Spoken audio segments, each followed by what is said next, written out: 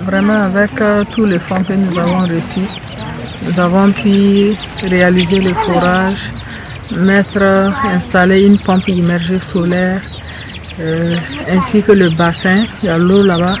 Et maintenant, nous avons pu installer un système d'irrigation par aspersion, parce que les feuilles de moringa, comme c'est beaucoup attaqué par les insectes, et les insectes n'aiment pas l'eau, pour cela, ça nous aide beaucoup dans les attaques. Nous aurons des feuilles saines en saison sèche, comme en saison pluvieuse en abondance, pour pouvoir avoir des feuilles sèches et la poudre de moringa.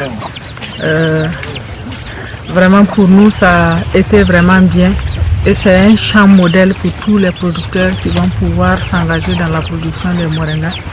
Pour un champ de formation également, pour l'installation de tout ce qui a été fait.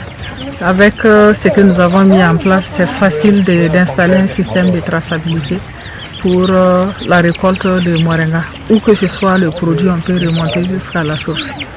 Et vraiment infiniment merci à Georges et à tous les partenaires qui ont participé pour la mise en place de ce projet.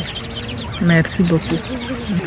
Alors maintenant, nous avons pu construire un bâtiment pour en faire l'unité de transformation sur le site ici. Le lavage, le séchage, comme nous avons une eau saine maintenant, on peut laver le moringa et puis procéder au séchage sur place. Bon, le bâtiment est là, mais ce n'est pas encore totalement bien fini parce qu'il faut faire une peinture à huile alimentaire et installer.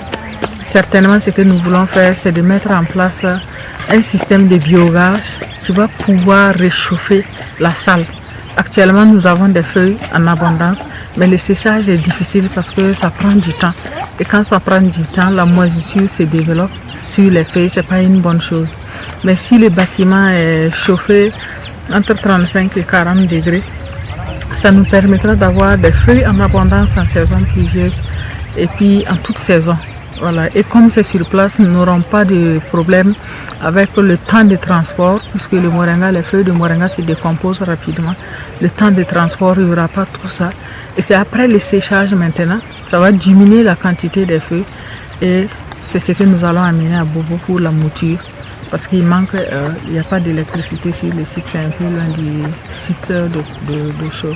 C'est un peu loin de la ville, là où on peut avoir l'électricité.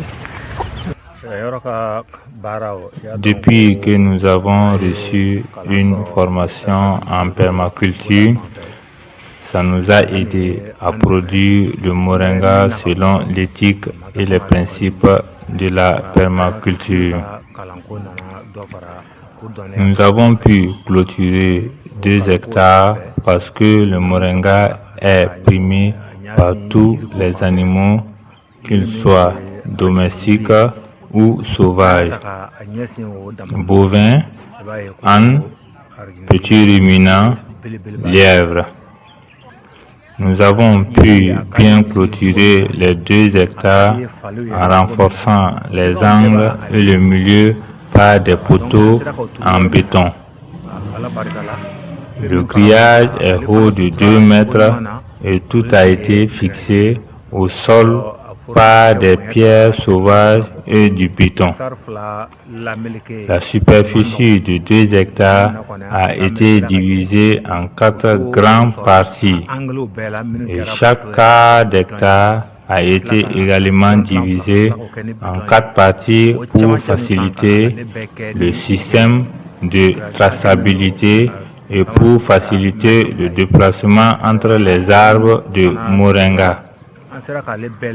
Ensuite, pour disponibiliser l'eau en toute saison sèche, qui est la période la plus longue, nous avons réalisé un bassin de 50 mètres cubes. En saison pluvieuse, il se remplit par les eaux de ruissellement. En saison sèche, un forage a été réalisé et équipé d'un système solaire d'irrigation pour irriguer le moringa. À la longue, Un autre bassin pourra être réalisé pour la pisciculture. Nous sommes ici et nous travaillons. Nous plantons le moringa. Nous commençons par faire des cordons pierreux. Ensuite, nous faisons la trouaison et nous plantons le moringa. Actuellement, nous avons planté 10 000 pieds de moringa sur 1 hectare et nous avons fini de faire les cordons pierreux du 2e hectare. Tout le plaisir est pour nous aujourd'hui de venir visiter ce site, le nouveau site de 2 hectares pour la production du moringa. Franchement, c'est un travail qui a été abattu, un travail exceptionnel. Déjà sur l'ensemble du site d'abord, on voit effectivement que le site s'est délimité. Avant, il y a 10 ans ou plus de cela, quand on revenait ici, c'était vraiment une zone désertique où même les riverains n'en voulaient pas tellement.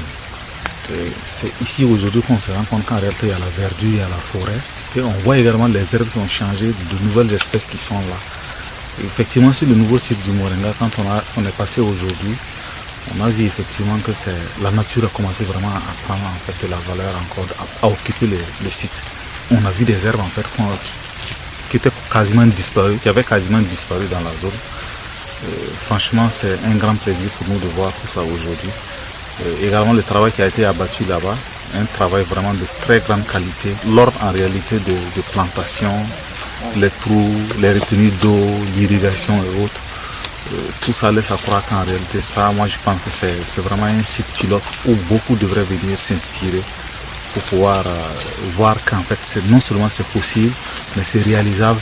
Il suffit juste de se donner en fait la volonté et puis la vision.